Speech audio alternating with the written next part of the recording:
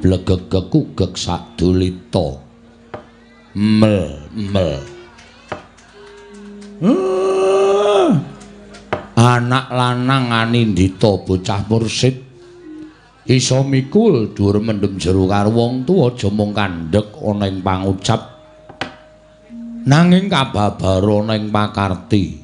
Nala Gareng padha kanthi harja sapraptamu ana ing ngarsaning wong tuwa. Dole nun inggih tansah pinanganing kawidadan niring sambikala sawanipun ingkang putra Nala Gareng Rama. Kula ngaturaken sembah sumengkeming pangabekti kula kunjuk sandhep pada paduka Rama Badranaya sembahan kula. Tak tampa gawe gedhening atiku ora liwat pangestuku tampanana ya Nala Gareng. Kula pundi nggo jimat paripih ndayanana ing kasantosan prayogakna nggonmu ngadhep ana ing ngarsaning wong tuwa. Sampun boten kirang prayogi anggen kula ngabiyantara ngersa paduka Kanjeng Rama sembahan kula. Petruk kowe padha raharja Petruk. Tansah pinaning kawidadan sowan kula Pak. Kepareng kula ngaturaken sembah sumengkeming pangabekti kula kunjuk. Iya tak tampa. Gawe gedhening atiku ora liwat pangestuning wong tuwa tampanana ya Petruk. Kula pundi nggo jimat paripih ndayanana ing kasantosan paring mingsunipun Bapak mewahana kabagyaning gesang kula. Iya.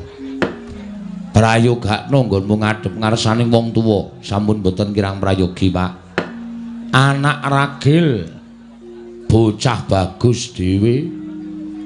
Bagong kowe padha slamet sowan ngersaning bapak Tole. Anakku Bagong. Tansah pinanganing kawidadan niring sambikala kepareng kula ngaturaken sembah sumengkeming pangabekti kula kunjuk nggih Bapak. Iya tak tampa gawe gedene atine wong tuwa. Ora liwat pangestuning bapak tampanana. Kula pundi nggo jimat paripih ndayanana ing kasantosan. Mugi-mugi saged angentasaken ingkang putra dhateng kemlaratan menika, Bapak. Iya, Tole, prayogakna nggonmu ngadhep ngarsaning Bapak. Sampun mboten kirang prayogi anggen kula ngabiyantara ngersanipun Bapak Semar. Nala Gareng Petruk lan kowe Bagong mesti wae kaget. Atimu teka dina iki kowe tak timbali sowan ana ing Karang Kadempel. Ndadosaken kejut raos ing manah kula nalika kula tampi Kintaka Wara. Kintaka menika layang, Wara menika pengumuman. Bilih bapak nimbali dhateng sowanipun ingkang putra Nala Gareng. Sareng kula teliti wonten ing Kintaka menika kala wau tabuh 9 dalu. Monggo adat saben Panakawan menika anggenipun medal menika tabuh setengah kalih. Ewadene dinten sak mangke sonten-sonten bapak sampun nimbali ingkang putra ndadosaken kejut raos sing manahipun ingkang putra Nala Gareng. Mugi kepareng ambabarana ingkang sejati menapa ing dados wigatosipun dari bapak kepareng nimbali sowanipun ingkang putra Nala Gareng kula nedya nganglungaken jangga nilingaken karna amastuti sabda atama paduka bapak kepareng ambabarana ingkang sejati. Allah ta nggih. Anggepe kaya neng kraton. Petruk kowe aja kaget tak timbali. Nun nggih, Pak. Kumesar raos sing manah kula sareng kula titipun timbali bapak badhe nampi dawuh menapa kepareng ambabarana ingkang sejati kepareng kula nganglungaken jangga nilingaken karna menawi wonten bot repotipun penggalih bapak boten kitang sekedhik atur kula dados cecolok oboring penggalih paduka bapak boten kitang sekedhik atur kula dados srana ngudari ruwet renteng penggalihipun Bapak Semar. Bagong kowe aja kaget tak timbali. Wah kata-katane do angel-angel iki. Ya coba kowe njajal nganggo tembung sing kaya nek piyai-piyai kraton do ngendikake.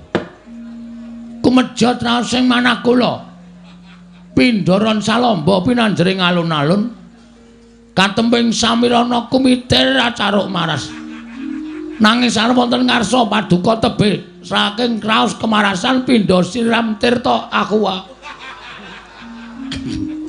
Tirta Wayu Sepindu. Kemarang Bapak Amedarna menapa teng dados wigatosipun kula nedya nglumahaken asta nyadong kawelasan dhateng Bapak. Pinten-pinten kula tampi, Pak. Lho kok kaya wong ngemis. Iki nyadong timbalan ora kaya wong ngemis. Nganglungaken jangga ning Kakang Karna, Bapak kula aturi ngendika ingkang langkung terwaca. Supados wijang anggen kula nampi menaipun Bapak saged nyolok mripatipun Bapak. Cecolok obor ruwet renteng penggalipun Bapak. Cecolok obor ruwet renteng penggalipun Bapak. Angudari. Angujuli. Angel Letro mbok wis omong biasa apa Pak maksude Bapak ora anu mboyongi anak-anake karepe piye? Ngono wis malah dadak kaya kraton-kratonan. Wong omahe Bapak ora kaya kraton kok. Pripun Pak keparang cumadong dawuh? Rada maju nggone sowan. Aku arep ngaturake wigati. Wigati tumraping aku, wigati tumraping Karang Kadempel. Gedene wigati tumraping negara Ngamarta. Sing pancen kuwi dadi papane awake dhewe. Nggone suwita marang pepundhene awake dhewe para Pandhawa. Petruk nala garing Bagong. Apa sing bakal ndak kandhakake iki nek tanpa pambiyantumu kabeh ora bakal bisa kaleksanan. Kabeh ora bakal bisa lumaku tole. Hendra ingkang Puspitorum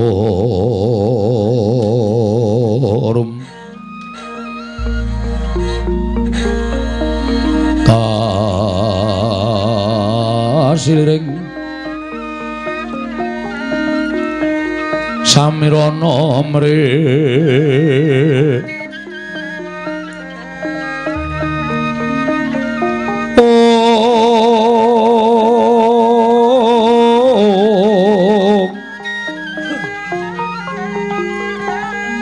sekar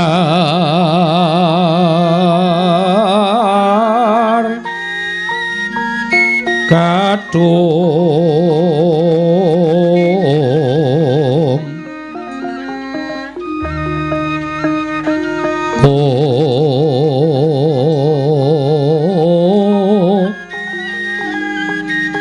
ngas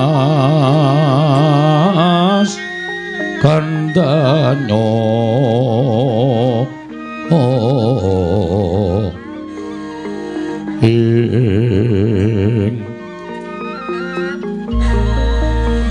mawe raras arnaning driya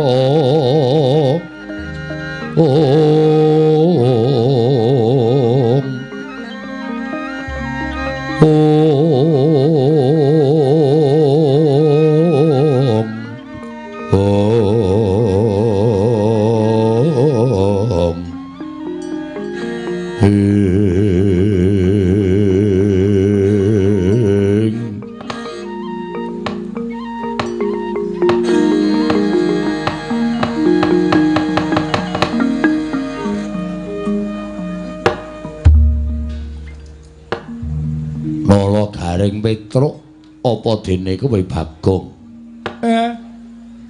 Ana ing kene aku mung karep ngelingke karo kowe kabeh.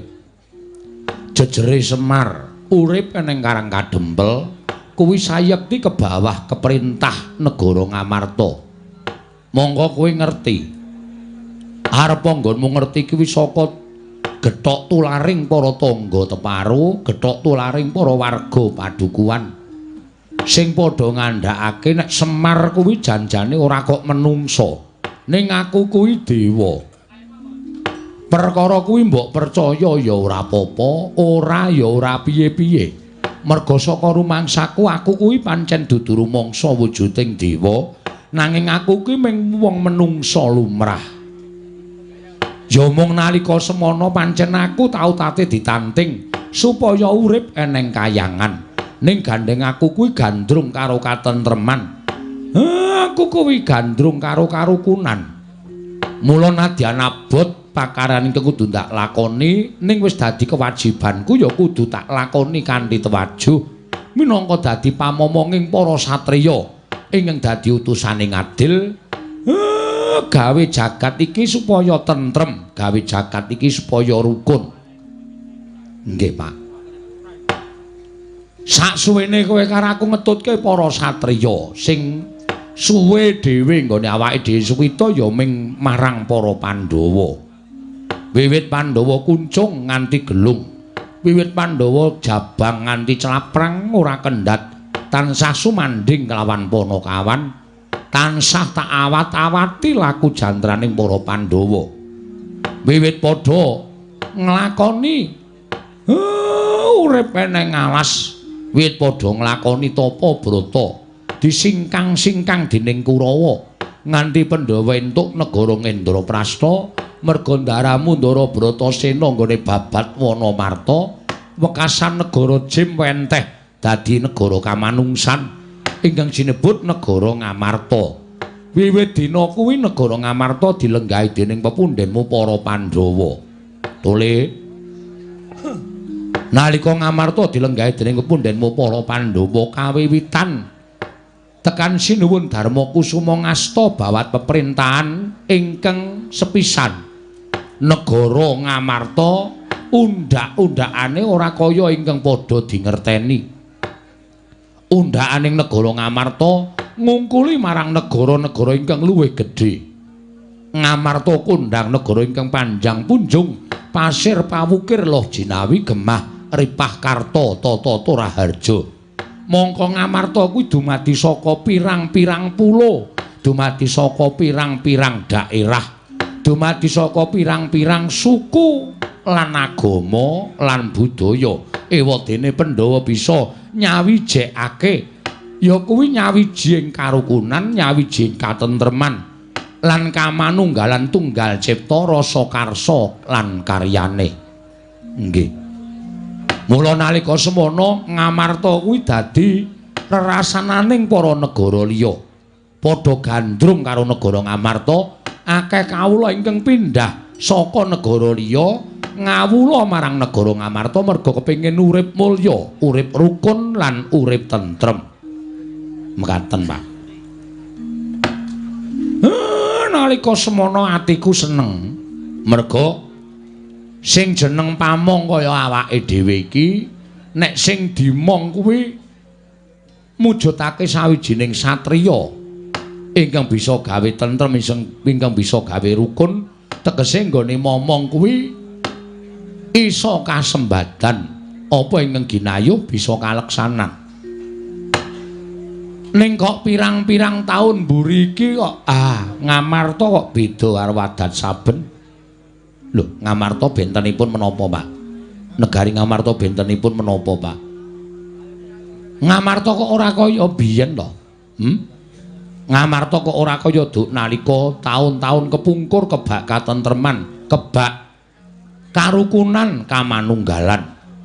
Saiki sing tak rungu ngendi-endi padha regejegan, saiki sing tak rungu ngendi-endi padha bentak sirah, mung perkara cilik wae dadi gedhe, sedulur dadi mungsuh, sanak kadang dadi ora rukun merga perkara ingkang mung sepele, ingkang mestine iso dirembug sarana bedamen nanging nggone ngrampungi nganggo atosing balung mleting kulit. Mula kena tak upamake nek negara Ngamarta dina iki kawulane krisis moral.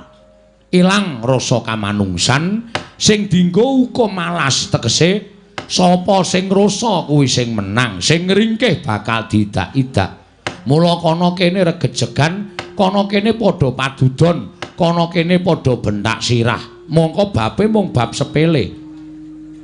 Mung perkara wong sing ora ngerti kenthangke muling lelakon, wong sing ora weruh pojok plereting kahanan. Disuarani sing ora nyata wekasan ambabi uta, numbuk bentus ngudel bingung gawe geger ing sak nggon-enggon. Ngamarta iki nek saya suwe tak nengke wae kok. Sak ngertiku Ngamarta kok kaya ming sak siriring bawang, sak umuring jagung, sak uruping damar. Ngamarta ora suwe meneh mesti bakal remuk bubuk dadi rempon. Lah nek negara Ngamarta kuwi rubuh, pendhawane ora ana, terus sing dadi utusane ngadil mangrurah satru murka, sing tukule kaya suket ning jagat iki sapa sing arep tanggung jawab? Nggih. Ah. Mula kaprihatinanku sing kaya ngene iki mau, niatku pancen aku kepengin dandan-dandan negara Ngamarta. Dandan-dandan negara Ngamarta kersanipun Bapak. Aku pengen bangun kayangan ning negara Ngamarta. Sik Pak, sabar. Bapak kok pengen bangun kayangan niku nuwun sewu. Kula nuwun pangapunten lho. Bapak niku ora nuwun sewu, ora ngilu karo kahanane Bapak piyambak. Gesangipun Bapak kalih kula niku ngibarate wong ora duwe ming batur ming Panakawan. Kok arep bangun kayangan niku terus ragate saking pundi? Nuwun sewu lho, Pak. Nek ngendika menika dipenggale, mengko ndak malah ngrepotke karo anak-anak. Ora urung Bapak mung duwe gegayuhan sing kon budidaya golek srana anak-anake. Lah anak-anake niki sing repot sing mesti mumet mergo kudu nuruti karepane Bapak. Nek omonge dipikir Mar. Bapak Romar. Ngene Pak, kowe iki nek arep bangun kayangan iki nganggo pikiran ora sak penake dhewe. Kowe duwe gegayuhan, engko sing bingung anak-anak. Mengko aku wis kebanyakan kredit iki. Nek nganti aku tok kon golek utangan perkara kowe arep bangun kayangan wis cilaka. Wis cilaka mencit iki. Sedinane iso ora tak nggo iso nyukupi lek ku nyaur blang plecet, Pak. Lho, Bagong barang wis sambat kaya ngoten kok. Sik to. Nek nang wong tuwa omong ki dirungokke sik. Ora padha tincrebung sak penake dhewe. Sing tak karepke mbangun kayangan ki ora papan sing magrung-magrung dumadi saka jamrut Mas Mutiara Hergeni kuwi ora. Ning kuwi ming salokaning tembung. Nala Gareng, Petruk Bagong, sing jeneng kayangan ki kebak kanikmatan, kebak karukunan, kebak katentreman. Ning kayangan ki ora ana rasa diya diniya. Ning kayangan ki ora ana rasa memungsuhan anane mung matsinamatan daya dinayan tunggal cita rasa karsa lan karyane. Yen abot padha dipikul, yen entheng padha dicangking. Kuwi kayangan. Mula tembungku iki mau ming tembung sanepa. Niatku mung kepengin bangun kayangan kuwi supaya kawula negara Ngamarta kuwi uripe pindhane ning kayangan. Ora kok aku mbangun papan sing magrong-magrong terus kowe do takon goleke silian dhuwit ki. Weh, bocah kok pikirane cethek men. Ora iso ngerti karepe wong tuwa. Sing tak karepke iki kaya sing tak kandhake, bangun morale para kawula, bangun atine para kawula supaya duwe jati diri. Aja gampang diblusukke dening wong kang kurang tanggung jawab. Wong ki yen duwe jati diri ora gampang diobat-abatake marang kahanan. Ora gampang rubuh-rubuh gedang. Ning wong sing ora kedunungan jati diri, nek kancane ngalor melu ngalor, nek kancane ngidul melu ngidul, nek takoni perkarane apa plenggang-plenggung ora dong, kuwi jenenge wong rubuh-rubuh gedang, ora duweni jati diri. Lah, oke-oke, wong Ngamarta ki saiki kaya ngene iki. Neng kono ana gegeran, ana kabar sing ora nyata. Ayo, do rono, do gawe kisruh, do gawe rame. Ning nek ditakoni perkarane apa, sing tok belani sapa? Ora dong drungap-drungop, ming mergo nampa dit 50 tekane 100.000. Lho. Kuwi sing lagi kelakon ning kene. Oke wong sing kurang tanggung jawab negara Ngamarta nyebar kabar sing ora nyata supaya Ngamarta rusak, supaya Ngamarta geger. Lah sing digunakake ya wong-wong kawula sing ora ngerteni jati diri. Mula tak kandhani ya, pamulangan ki wigati. Wong ki nek duwe ngelmu, mestine ora gampang diblusukake dening wong liya. Wong ki nek duwe ngelmu, ning nek wong ora kedunungan ngelmu, nyepelekke ngelmu, ngelmune gunane nggo apa? Sing wigati awak rasa duwe kewanen. Kewanen awak rasa nek tanpa ngelmu, ming kaya kebo. Dicocok irunge ngalor kon ngalor, ngidul kon ngidul. Ning kedurungan kekuatan kasantosan ya kudu sinartan ngelmu. Semono uga ngelmu tanpa kasantosan ya ora ana gunane. Nggih, Pak. Mula mula aja nglerokke wong tuwa. Anggepe Semar kuwi mbangun kayangan kuwi nggo pondasi ndiasmu kuwi wae. Mesu bapak kare. Bu Agong kuwi apa omongane ora. Urung donge kok senengane do nyaruwus. Kapan kowe tau nuruti karepe Semar? Kapan kowe tau nuruti karepe Semar? Kowe iki pendak dina anane ming njaluk karo wong tuwa, mongko sak temene kowe iki wis gerang-gerang, wis do mentas kabeh. Nek ana apa-apa kudu tanggung jawab dhewe. Jare Cakra Manggilingan, bocah kuwi nek isih cilik dituntun karo wong tuwa, didulang karo wong tuwa, dipinterke karo wong tuwa. Sok nek wong tuane wis tuwek, anake wis padha mentas, wong tuwa ki dadi tanggungane anak. Ning pendak-pendak gareng arep tak nunuti, aku repot, aku sibuk, ora sempat ngurusi wong tuwa. Petruk arep tak nunuti, jarene gaweane akeh. Bagong arep tak nunuti, wong tuwa nek nguyuh sak nggon-nggon marai omahku pesing. Kok ngono kuwi apa anak kaya ngono kuwi? Kowe mbiyen cilik tak gedhekke bareng gedhe kon gula wentah wong tuwa do wangsulan menungso keparat kabeh. Sanes kula lho Pak Petruk, sanes kula lho Pak Bagong. Wong trio. Iki ngopo melu nyeneni iki ora? Wong seneni kabeh kok dadak urut-urutan kok tibane kari dhewe aku. Lah iki nang kene iki aku njaluk gawemu merga pamonging Pandhawa iki ora ming aku tok. Ning kowe wong telu iki ya dadi pamonging Pandhawa, dadi ala becike negara Ngamarta iki gumantung eneng aku, kowe, Petruk lan Bagong. Abang biru ning kanan negara Ngamarta iki eneng aku, kowe, Petruk lan Bagong. Nek nganti Ngamarta rusak, nek nganti Ngamarta kuwi elek kedadeane sing dicucuh karo dewa aku. Lah mbiyen ngopo Semar kok sago momong para Pandhawa? Lah mbiyen ngopo Semar kok sago minangka dadi pamonging negara Ngamarta? Saiki Ngamarta rusak, terus tanggung jawabe pamong piye? Nggih, Pak. Nggih.